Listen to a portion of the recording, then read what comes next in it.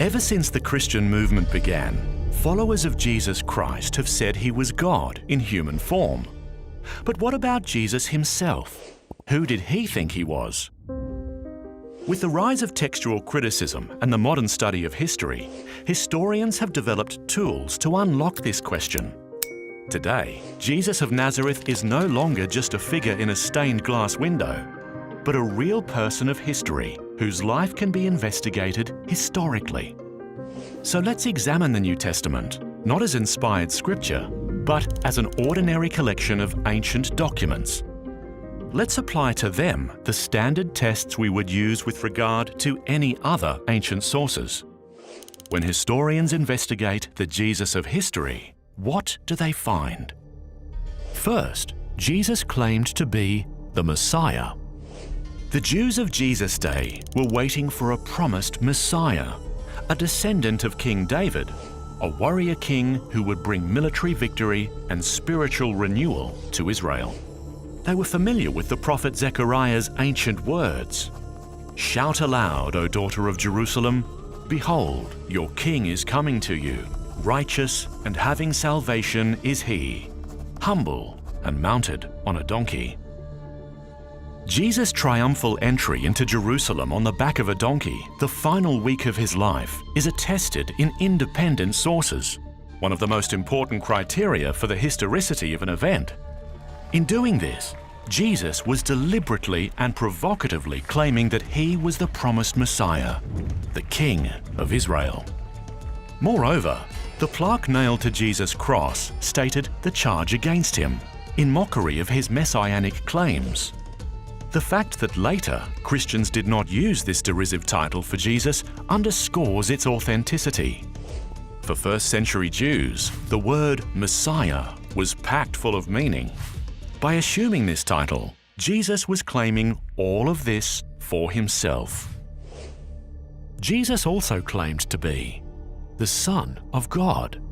Jesus' consciousness of being God's Son in a unique sense comes to expression in his parable of the vineyard. This parable matches Jesus' teaching style and employs Jewish motifs typical of his day, such as Israel as a vineyard, God as a father, the religious leaders of that time as tenants, and God's prophets as servants sent to the tenants. Once there was a man who planted a vineyard. Before leaving the country, he leased it to tenants. At harvest time, he sent a servant to collect his share of the fruit of the vineyard, but the tenants beat him and sent him away empty-handed. So, the owner sent more servants, but these too were beaten or killed.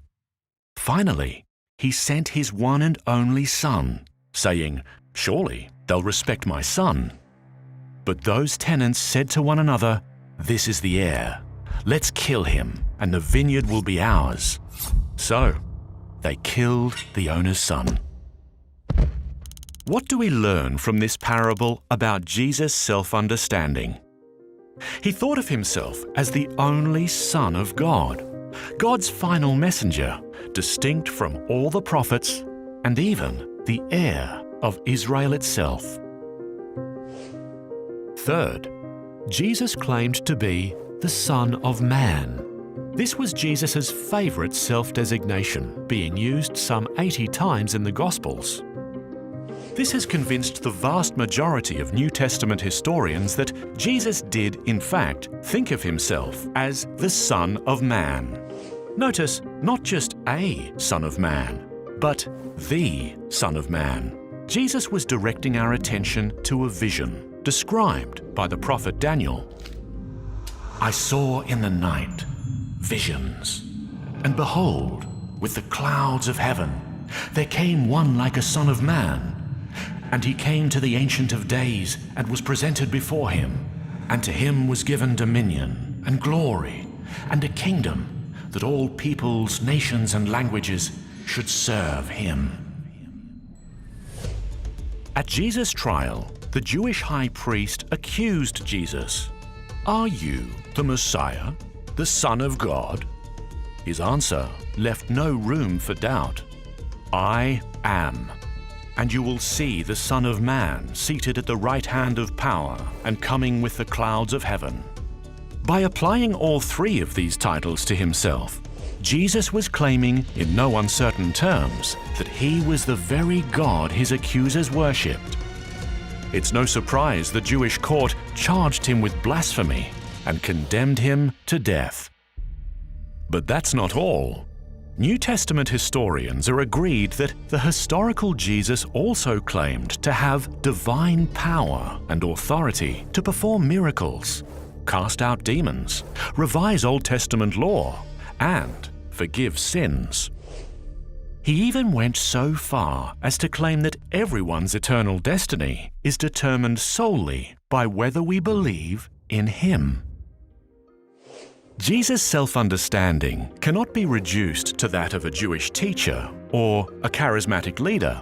No.